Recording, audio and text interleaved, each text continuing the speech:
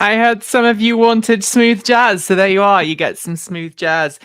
Hello, everybody. Welcome to the March Transport Evolved live stream. It is only me today, I am afraid to say. Kate is doing well. Thank you on her behalf for all of the well wishes sent her way. I spoke to her a couple of days ago. She is recovering well from her little hospital stay.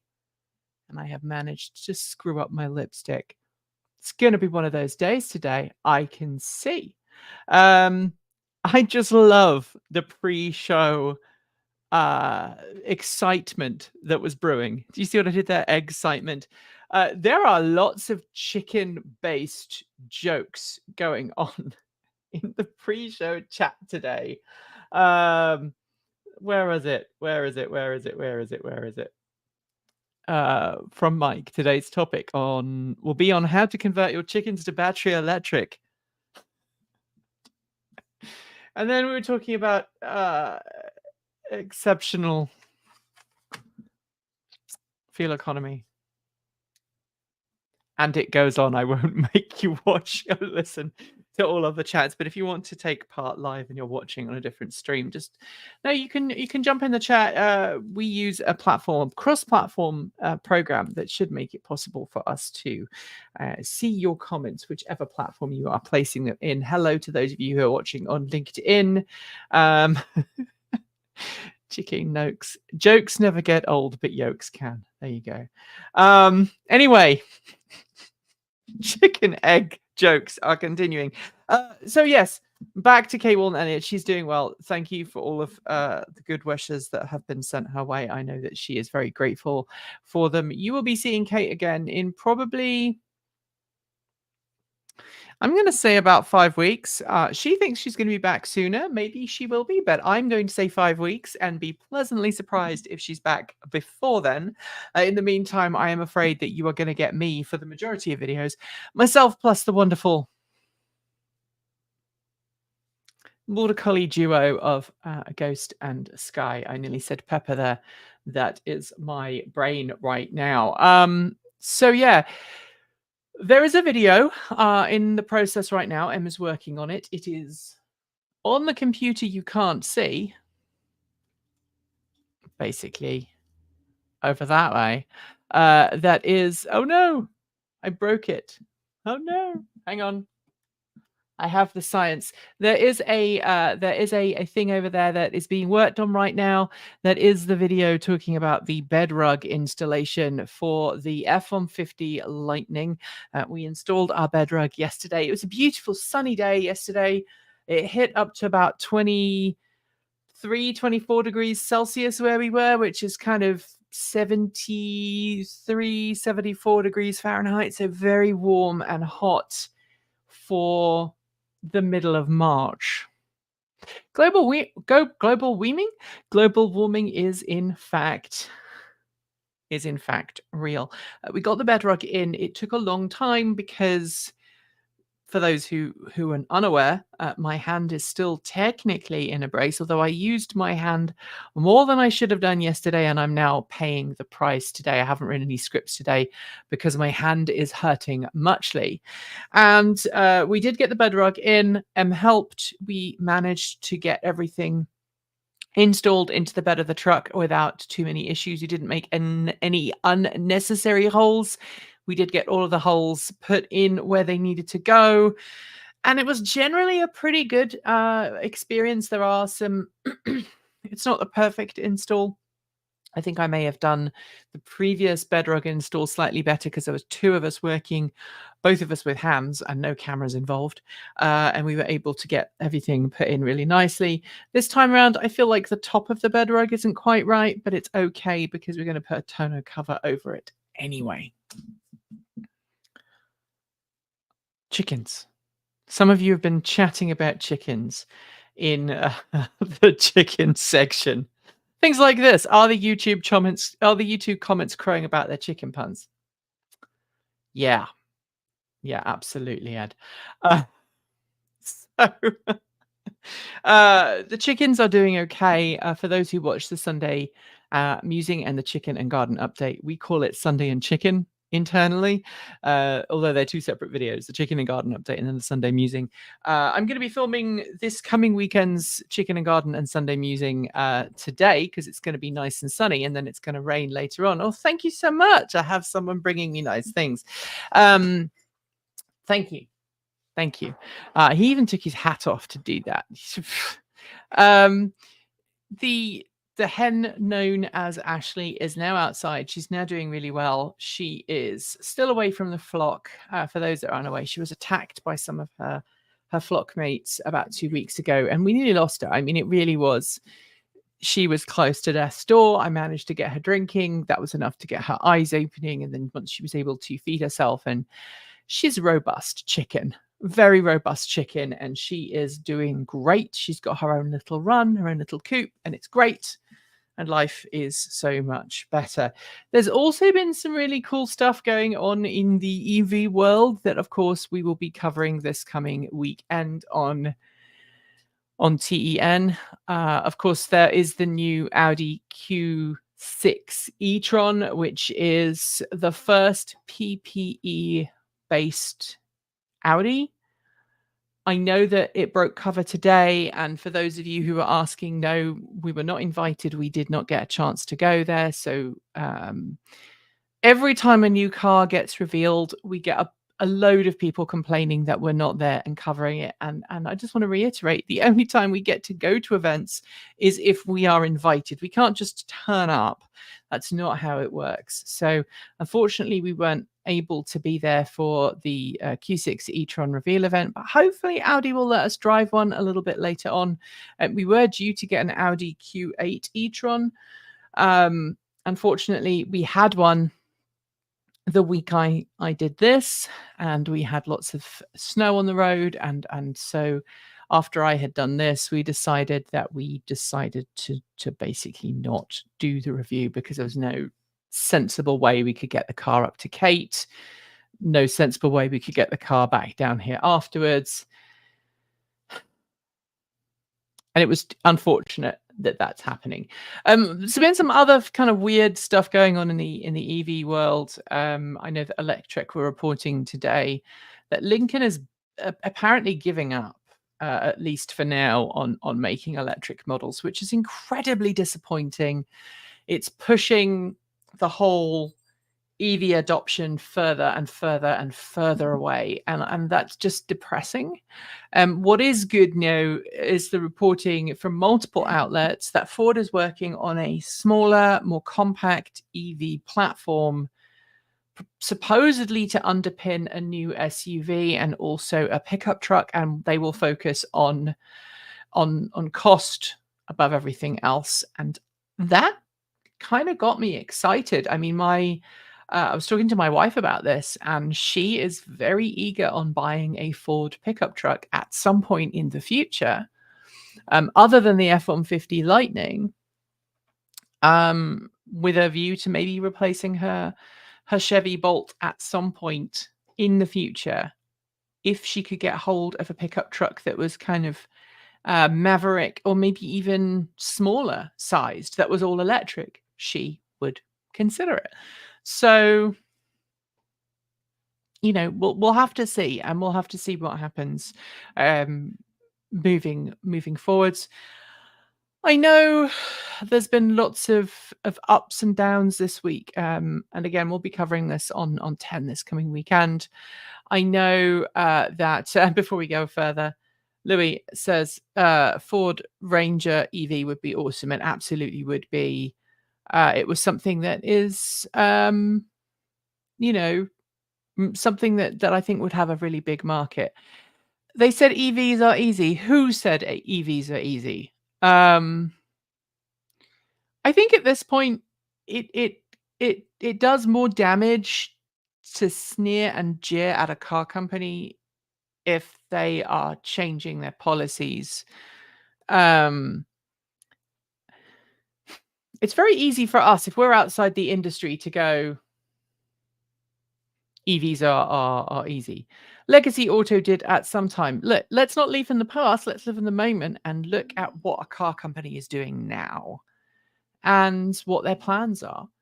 Lincoln are not party to any sort of ZEV mandate. I mean, they're bigger vehicles. They're very small volume. I don't believe that they are lumped in with Ford for that. So, look, let's focus on the cars that are available and the cars that are coming to market rather than what a company said 10, 15 years ago or 2 years ago or whatever. We should judge them based on what they're doing now. And it's really tiring covering the market when legacy automakers are bringing compelling models to market. I think the F-150 Lightning is a compelling vehicle. I own one. Obviously, I am slightly biased there. I think the Mustang Mach-E is a great car. I think that the Chevrolet Bolt, while it's been ended now, I think that is a great car, and I still recommend people buy them used. I think that Volkswagen with the ID4 and ID3 in Europe, great cars that are getting many, many people into EVs. And I think we need to look at the people that are getting into these vehicles as a good thing if people are buying those EVs and getting behind the wheel and driving electric when they otherwise wouldn't. I think it's a really good thing. And I don't think we should be complaining about a car coming from a legacy automaker or moaning at a legacy automaker if the EVs are selling and that they are being enjoyed by the people that choose to own them. We have to remember there's fast approaching 8 billion of us on this planet, and we're all going to have slightly different views as to what we want in a vehicle. So the more choice, the more breadth of choice we have in the marketplace, the better. And it's totally okay if someone says, I'm not going to buy this car for ethical reasons. I'm not going to buy this car because company CEO said X, Y, Z. That's okay. Right? I think we need to stop fighting internally in the industry and start focusing on really what the goal is. And the goal is getting people out of fossil fuel cars and towards more EVs. And as Lynn says, I'd rather see legacy automakers learn from their mistakes rather than snub EVs. And I think we are starting to see some automakers realize that EVs were harder than they thought, but I don't necessarily think we need to jeer and laugh at them for that because they're learning too. Right to repair is a major problem. Yeah, absolutely, Carls. Let's talk about that because sorry, I have an itchy back today. And it's hard to itch your back when you've got a splint on. Sweat beard. Let's talk about right to repair because the state of Oregon has just passed what I think is probably one of the best right to repair laws in the US. And it means that, and it does have some caveats. I need to examine the law properly, but it should make it easier for people to repair gadgets, computers, phones, and I hope by association cars, with aftermarket parts that are identical to or similar in their function to the original ones. The back scratcher is right behind you. Yeah, I'm not sure if that is I don't know if that is breach of employment regulations, asking your employee to scratch your back. Literally, it's very different. But yeah, the more the merrier. And yes, we do need to focus on right to repair. And yes, I do remember when all cell phones had replaceable batteries. My first cell phone was 1998. I was 19 years old when I got my first mobile phone, and it cost me 50 pence, which at the time was nearly $1 a minute to call anyone. So it was really an emergency. Hey, my bike's stopped working, I'm gonna need to get home, or I'm running late for an appointment, or help, something bad has happened. I'm really happy that law has passed here in Oregon, but bans parts pairing that bans parts pairing. Yeah. So let me translate. I think that was a quickly typed message there. So in Oregon, they are banning parts pairing. So, for example, you have you have your phone, right? And right now, Apple pairs the screen of your phone to the actual phone itself. And if you want to replace the screen on your phone, you can buy a replacement screen, but then if you try and attach your screen to your phone, it will cause software errors. You can't replace the cameras with many features stop working if you replace the camera with an identical part because the software has hard coded in the pairing between the different hardware parts of the phone. So when they build the phone, they pair the phone screen with the CPU and the camera with the CPU and all of those other things. And if you just replace one thing, it flips a software switch and the phone stops working as it should. It might continue to work, but you might lose certain functionalities. Hugh Jeffries, is it Hugh Jeffries? I'm just trying to remember his name. He's a YouTube guy from Australia. He focuses on repairability of Apple products and stuff. He's done some great videos on that. And it's one of my big bugbears with Apple is that Apple does parts pair quite a lot. And unfortunately, we are an Apple-based studio here just because of all the money we've spent over the years, the software and the experience. I've been using Macs now since 1991, I think, 1991, 92. So I have learned all of those tricks and skills, and I've got a epic butt ton of software that I legitimately have and own that I can access and use. And a lot of hardware sitting in boxes and bags. So my first mobile back in the days when the SIM card was the size of a credit card. I remember it well. Yeah. So I wasn't going to talk about right to repair, but hey, I mean, I think this is a good thing that we're going to be talking about. If you have any questions, queries, comments, send them my way. Obviously, this is a one-sided conversation because the lovely Kate's not with us today. But the other thing I just want to touch base on here was two things. The first thing is that Fisker has said it's got some credit. It sent a press release out yesterday saying, "Don't worry, we have money in the bank, or we're getting money." So basically, Fisker issued some convertible notes earlier this week, and I'm going based on what I remember. The convertible notes, though, are incredibly short. They are due next year, I think. And I'm just looking up now, but Fisker's stock's fallen. It's apparently now in default of interest payments. So I'm going based on what I remember. So let me see if I can find the email that Fisker sent me, because then I'll be able to. I don't know if I can find the email. It came through my email inbox yesterday.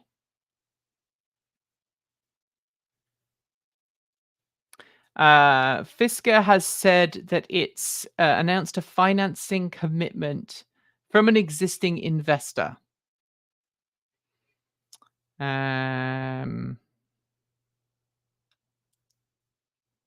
So that Fisker basically has to file its 10K from 2023, and it's going to get some extra, up to $150 million.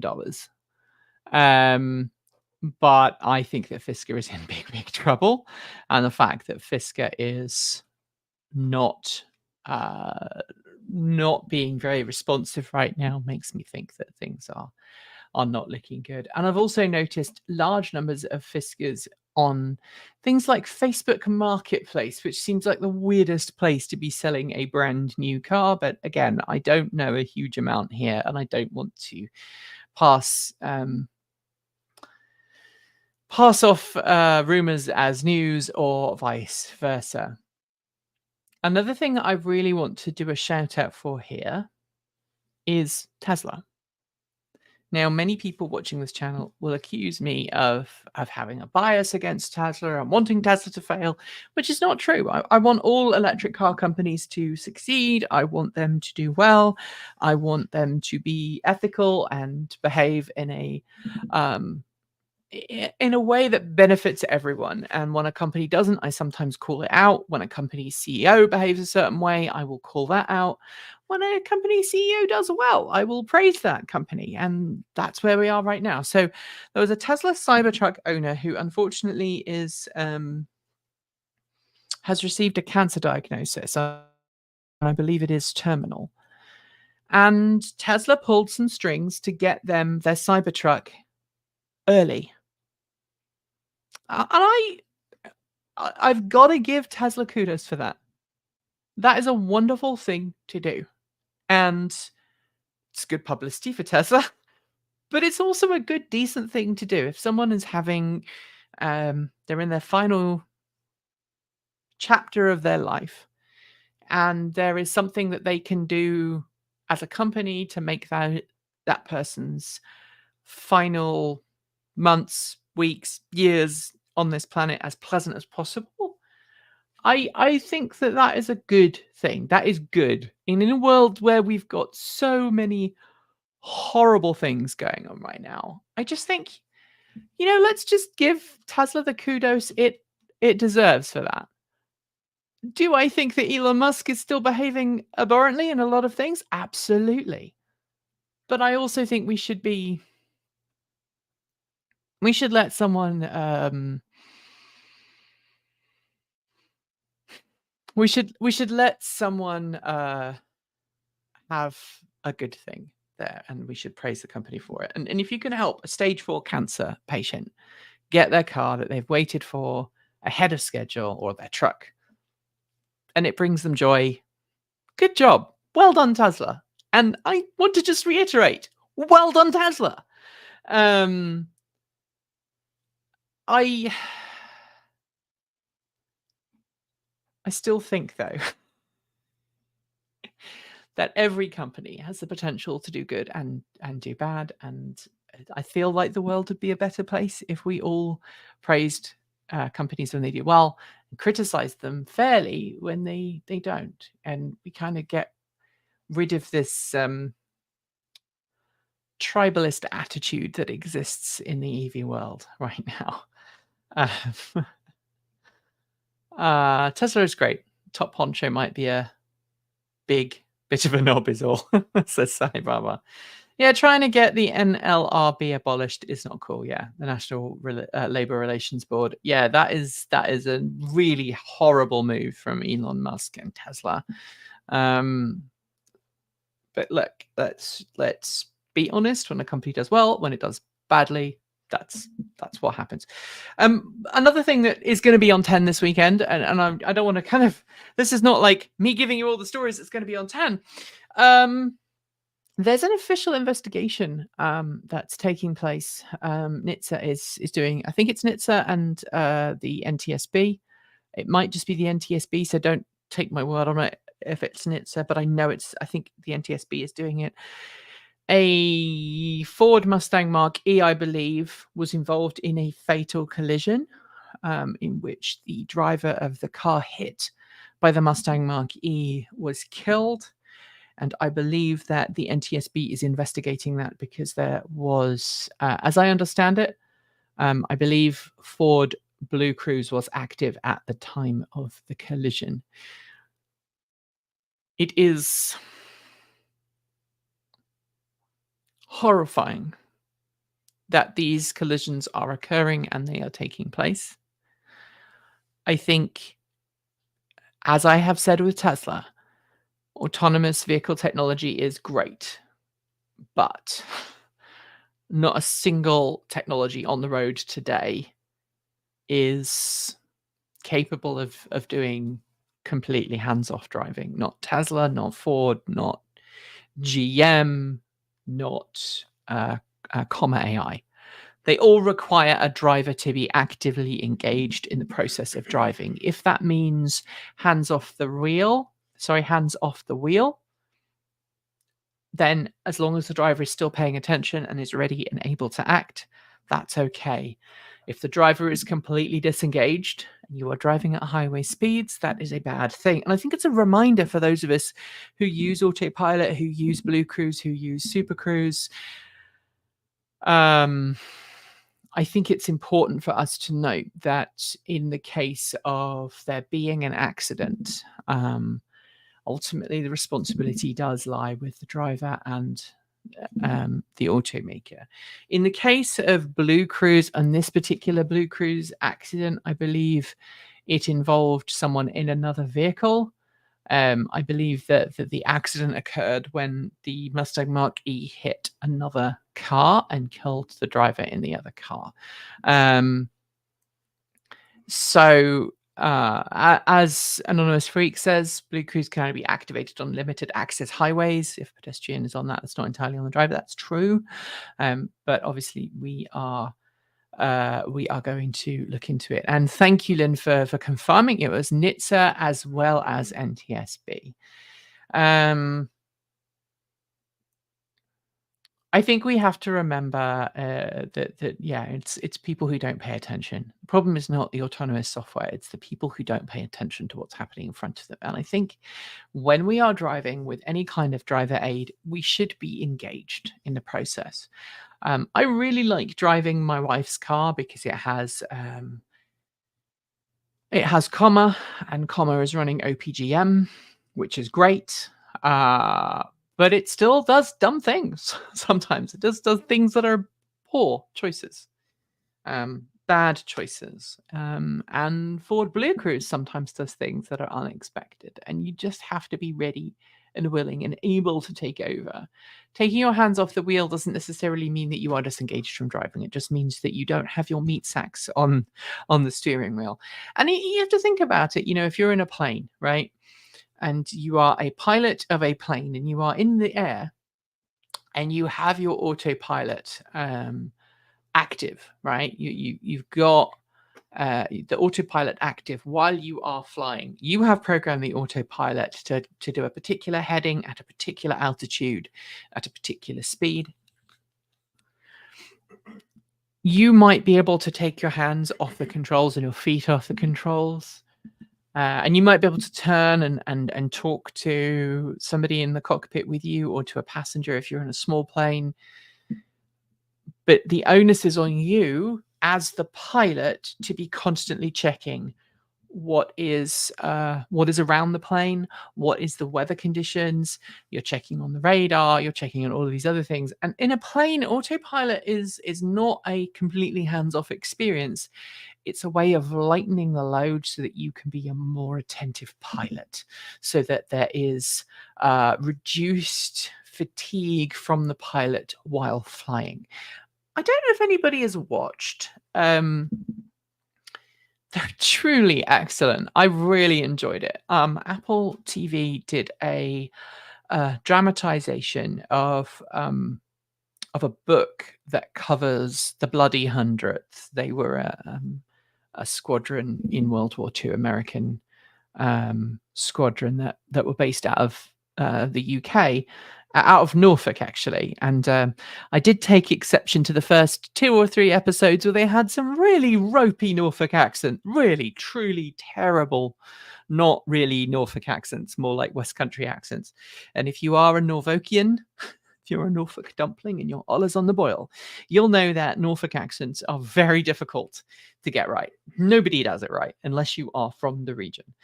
Stephen Fry can do a passable Norfolk accent. He's from Norfolk, though, so he can do a passable Norfolk accent. But that aside, those planes, those World War II bomber planes, they were flying in the air for hours and hours and hours and hours and hours.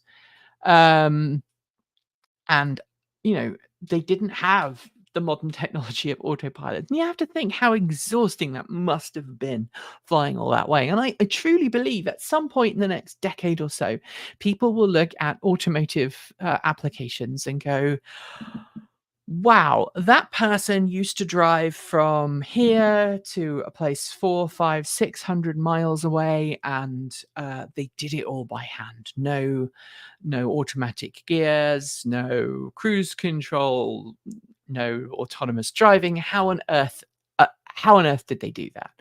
Um, and I think until we've got to a point where autopilot, self-driving, Blue Cruise, Comma AI, whatever flavor it is, until we have a point where collectively we look on that as a tool rather than as an automation, I think we're still going to have accidents. We're still going to have issues. When we get to a point where it is as ubiquitous and as used, then we, as a lot of other features in cars today, then I think we're going to have problems. We need to change how we teach people to drive with these modern autonomous and semi-autonomous driving features. We need to change how people imagine this. And it's not helped if you go back in the 1950s, 40s, and even the 1930s, when people were doing kind of that quasi futuristic vision of what the world was going to be like. Especially if you kind of look around the atomic age kind of futurism, where everybody was going to be driving in nuclear powered cars. If you look at some of the predictions from that kind of time period, they all talk about people being able to get on a motorway or a freeway and then hand over control to the car and then literally disengage from everything and completely disengage from what was going on around them. And I don't think we're going to be anywhere near that for a really, really long time. Mike says, my 45 years of driving experience and no accidents or tickets. I'm a pretty good driver, but I would benefited from self-driving as a backup because I've made a handful of terrible mistakes. I'm going to be honest. Had I maybe been driving with some kind of autonomous aid, maybe it would have noticed that the brakes weren't going to work. I don't know. I once got a ticket for my car for not having my car in gear, and I can't get one of those in an electric. I don't know. I used to coast my EVs all the time. Modern autopilot. What was this? Modern autopilot is what modern automotive driver assist wishes it could be. Yeah, this is true. Old school aviation autopilot is as much the same as old school automotive cruise control. The needle moves above the set point, change the appropriate control to drop it. Yeah, it's basically it. I would love to get a PPL. I don't think I ever will, because of my heart condition and also because I don't have the money to have a PPL, even in the United States. Definitely not in the UK. All right, so those are some of the things that are coming up and that we'll be working on and doing videos on. I'm going to be working on a video involving the electrical grid, which is kind of fun. And of course, we'll also be mentioning the Rivian supercharger network access. I know some people have reached out and said, hey, do you want videos? We'd love to get some. So let's see if we can make that happen. Could we use VR with special setup with pedals and wheels and shifters as better driver training? I don't know, but honestly, I just think that the way that many states in the US especially teach people to drive is just abysmal. I've talked about the fact that it took my American wife, who had been driving for many, many years at the time she took the test. She took a long time. I think she had to take 2 attempts, and she passed on the second attempt to pass her British driving test, because the driving standards in the UK were very different to what they are in America. When I came over and to move when we emigrated 9 years ago, learning taking the British driving test and taking the American driving test, very different. Just very, very different. Very different. I got no safety issues on my American driving test. And I know if I'd have driven like that in the UK, I may not have passed. And I think I've talked at length before on this channel about my American motorcycle exam and how really easy it was. It was so easy to pass. So I think that's part of the issue. All right, so let's talk about some stuff that is coming our way and some cool stuff, ways that you can support. You will have noticed at this point in the proceedings, I haven't mentioned once our Patreon support, and we would love to get some people supporting the channel. You can do that by going to patreon.com/transport evolved. It would be wonderful to see some of you wonderful people there. It's going to be great to reach our next milestone. I know Kate is off work for a month, but we are still paying her because we're nice people. So she's still getting paid. And we try and look after everyone on the team to make sure everyone has healthcare, to make sure everyone has proper access to, they can have a retirement account if they want and all of that good stuff. And that takes money. I just ran payroll today for this coming weekend, and it is a lot of money. And our Patreon support doesn't quite cover it. So if you'd like to make that easier for us, please go to patreon.com/transport evolved. The other thing to bear in mind is that we haven't put up our prices for Patreon since we started on Patreon 9 years ago. And I did the calculation this morning because I was curious. $1 in 2015 is equal to $1.32 today. So if you have been supporting us since 2015, thank you very much. But if you have been supporting us since 2015 and you would like to up your support so it matches what it was 9 years ago, there you go. Feel free to make that adjustment. So, if you were a $100 supporter back into 2015, to have the same level of support today, it would be $131. Kind of mind-blowing how much inflation has changed the value of money over the last near decade. But we would love your support. We've got some big we do have some big expenses coming up, and one way you can support us is by sponsoring a drive. So this drive here, I shouldn't be holding it with a thumb that's not working. This drive here is 1 of 11. So this was it's not a 7 of 9 Star Trek reference. It's just that I have a 45 drive server at the studio, which is our main machine, and it has slots for 45 drives. And those 45 drives are in rows of 3. So, sorry, there are 3 rows, each with 15 drives in. So this is row 1, drive 11. And this is row 1, drive 13. And this is row 1, drive 15. These are all 12 terabyte Exos hard drives. Oh, thank you for your Patreon sponsorship. You just renewed it. Yay! If you do a yearly Patreon subscription, you can support the channel for a whole year, and you get the equivalent of 2 months free. That's what it works out to in terms of discounts.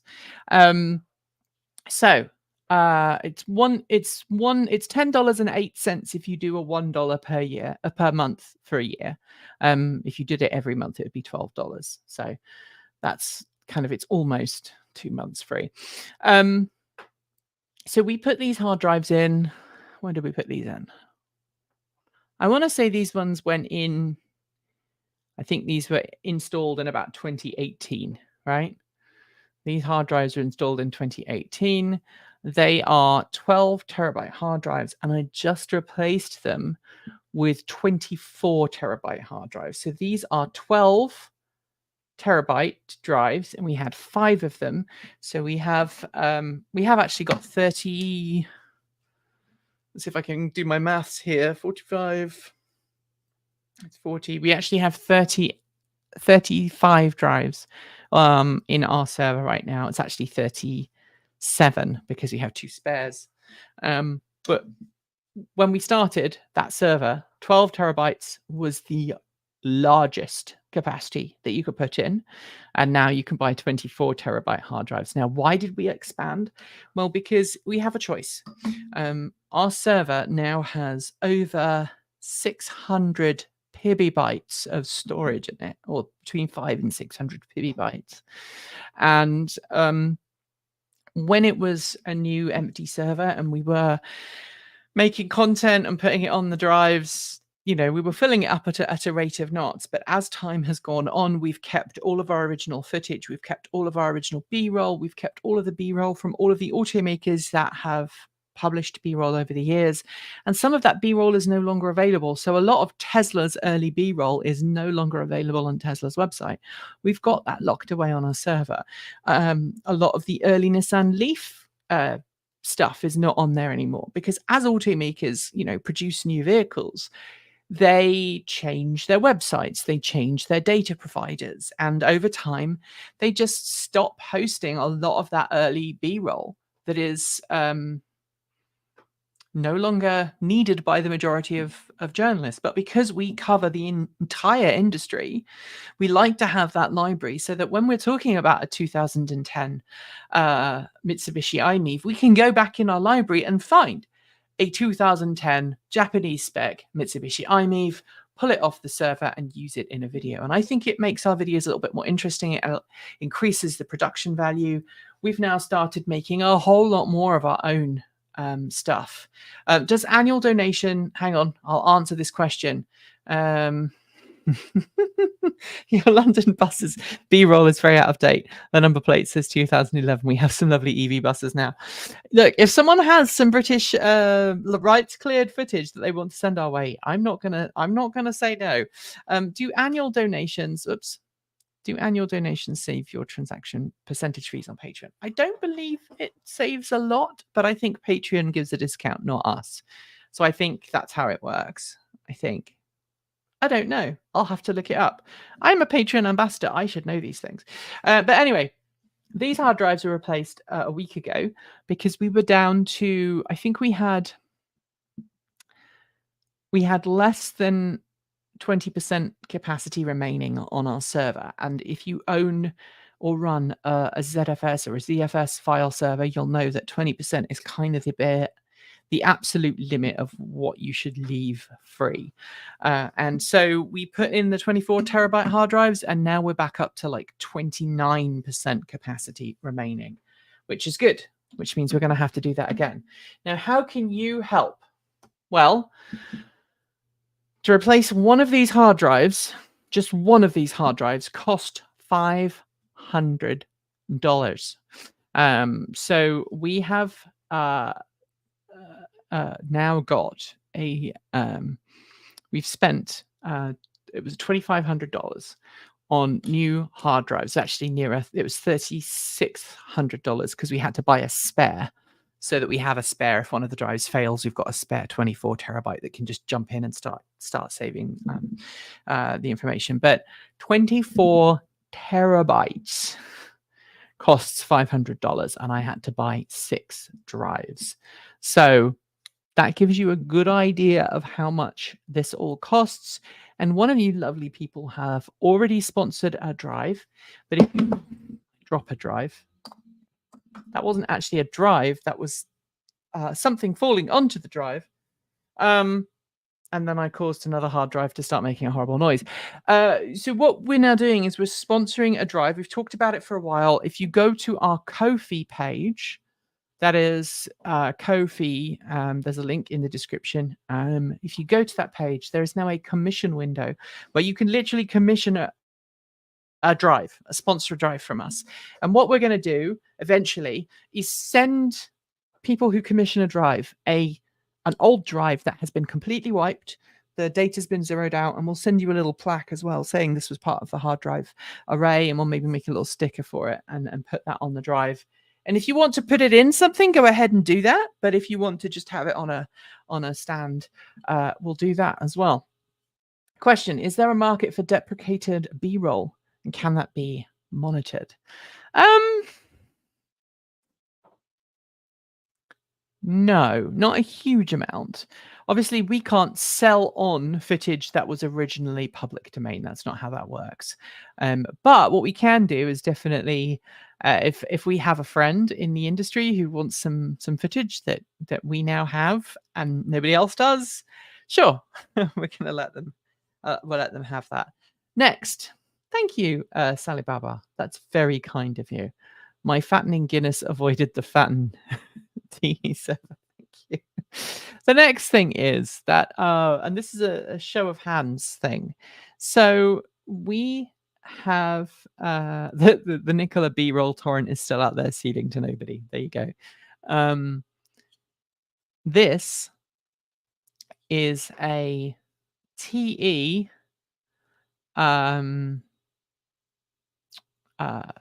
hitch cover that we made. And some of you have been asking if you can buy them. It's not very good. The print quality is terrible.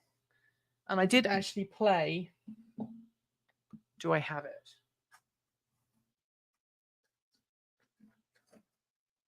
I did actually play with the concept of making a dual color one.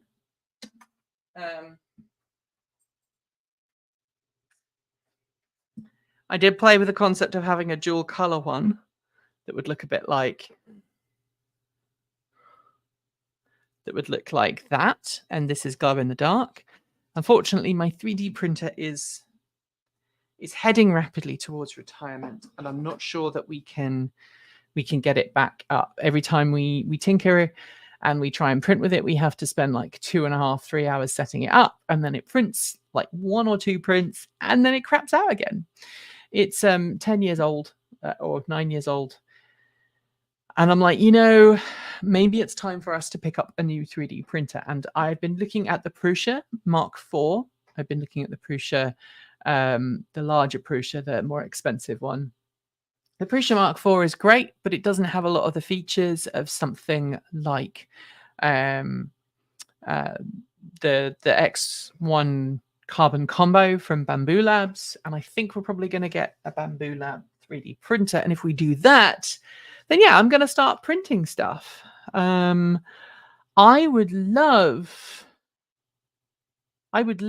to see that happen. I'd love to see us start printing things. And I'd love to know if you would like something like this, like a hitch mount with a logo, company logo on it, or maybe some other kind of trinkets and things that we can use for the EV world to help support the channel and also give you guys some unique stuff. So would you buy one? How much would you pay? We'd love to know. We'd also love to get our 3D printer running again, because we've been trying to make a video now for 18 months talking about things you can 3D print for your EV. And every time we try, something terrible happens to it. And we're like, this is ridiculous.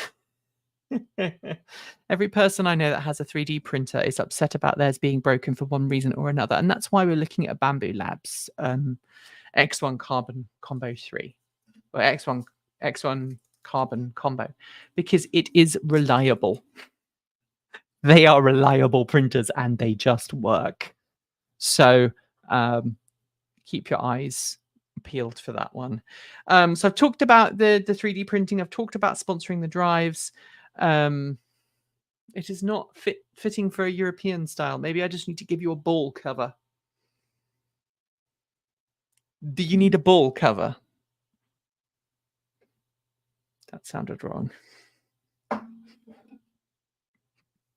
remember ball covers from when I was in the UK. People would drive around with little ball covers on their balls so they didn't get, I guess the balls didn't rub up against anything.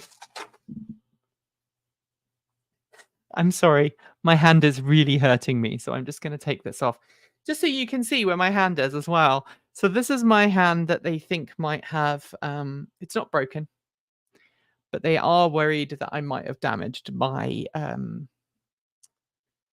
there's a little, they are worried that I've damaged the tendons in here. It's very, very sore, which is why I have to wear this stupid thing. It's frustrating. But there we go. Anonymous Freak says, time to join a work meeting. Have fun. Work a chicken into the conversation somewhere. So there we go. I'm going to put this back on now in case people are watching. There are too many ball editions around here. Did you see the YouTube channel, The War on Cars, about car insurance, how they say that it's not enough to pay for liability accidents? I didn't, but it doesn't surprise me. The meeting is with a large chain of farm supply stores, so shouldn't be hard. Okay, you've got to get chicken references in, but you've also got to mention broilers.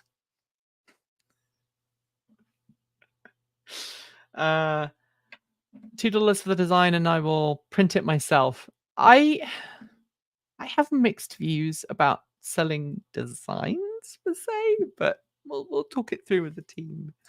Obviously, also, if we're going to have our logo on it, we want to make sure it's high enough quality. But I hear what you're saying, Stefan, so we'll have to look at that as an option. Talking of which, just a bit of an update as to what's going on with the channel and where things are going. We are trying really hard to keep everything running as normal, even though Kate is not with us right now. If I seem a little bit more stressed, a little bit more sleep deprived, and I make more mistakes in 10, it's because I am working harder right now because I'm the only presenter on staff right now. So that is it is hard work. And we're trying to push out as much content as possible. We've got a bike review we can't do right now because hand. We've also got the motorcycle project, the Vectrex VX1, which we need to spend money on. And again, we don't have the money to just fork out on the batteries that we need to get it running immediately, but it's definitely in the pipeline. I did just commit to buying a kickstand, a center kickstand. Someone's doing a run of kickstands for Vectrexes in Spain, and I said I would like one because that would make it a lot easier when we're working on the bike. I also need to take all of the fairing off and strip the bike down to its nothings, which sounds wrong, so that I can figure out exactly what needs to be replaced and fixed and all of that good stuff.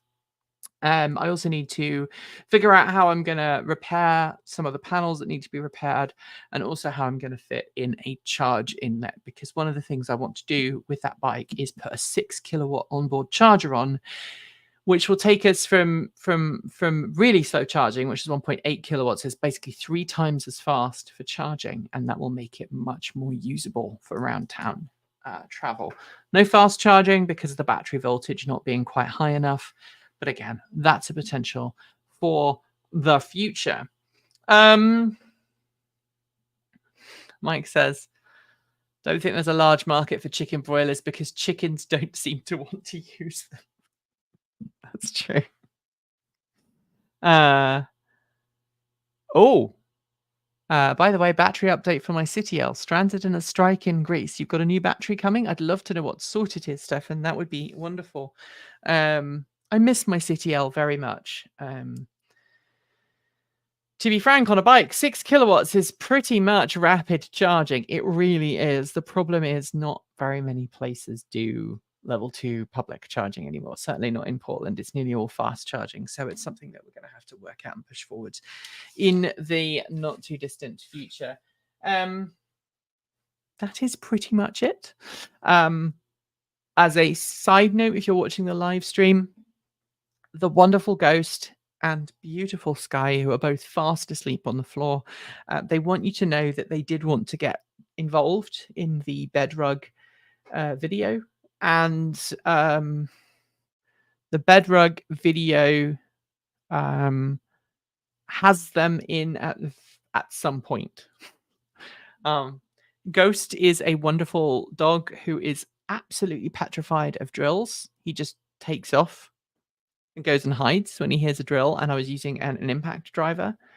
And then Sky does not like cars. So between the two of them, although Sky is being super cute right now, she's lying on the floor, flat out on the floor, and she's doing this in her sleep, which she does a lot. There we go. I feel like we have 6 kilowatt charge points all over town. Yeah. I don't go into Portland all that much, so maybe that's the thing. Maybe if I had the bike and I was driving in, maybe that's in Jax, Florida. Yeah, I'm sure there are some in Portland, but I don't know. Lithium-ion battery pack, 36 volts, 80 amp hours from China. Interesting. Is it actually 36 volts or is it 42 volts? Because if it's 42 volts, you'll need a new controller. I know because I've done that. I've blown up an original 36 volt charger. That feels like it. I'd love to know what you're going to do for battery installation as well, because the CityL has open battery trays. So it's going to be, and you don't have a Fact 4, you have the third Titan DC wound motor, right? The big cylindrical one, not the pancake one. This is not intended to be a nerdy CityL discussion, but it's kind of a soft spot of mine. Anyway, thank you very much to everyone for watching. Thank you again for all the kind words over the truck and everything. The red motor, fantastic. It is wonderful to have so much support on this channel. I do want to just say one thing though. If you're in North America, specifically in the US, please make sure that you are still registered to vote for this year. It would be good to see you all voting in November. Vote in the primaries if you can and you want to be active. Get involved in your political campaigns. Get involved in what's going on. I'm not going to mince around. There is significant damage potential for my community, the LGBTQIA plus community, if certain people get into power, and it's already pretty dang scary. So make sure you're registered to vote, eh? Anyway, I'm going to finish and say goodbye. And in the meantime, if you haven't already checked out our Polestar 2 review, you really should. It's a great video. And as a bit of a reminder, if you haven't watched it yet, what's this? Yes, you have to be a citizen, obviously, to vote. But other than that, please do register to vote if you can. If you haven't seen our Polestar 2 video, and I know most of you haven't by the numbers, go watch it now. Here is a teaser. Thanks, and as always, keep evolving.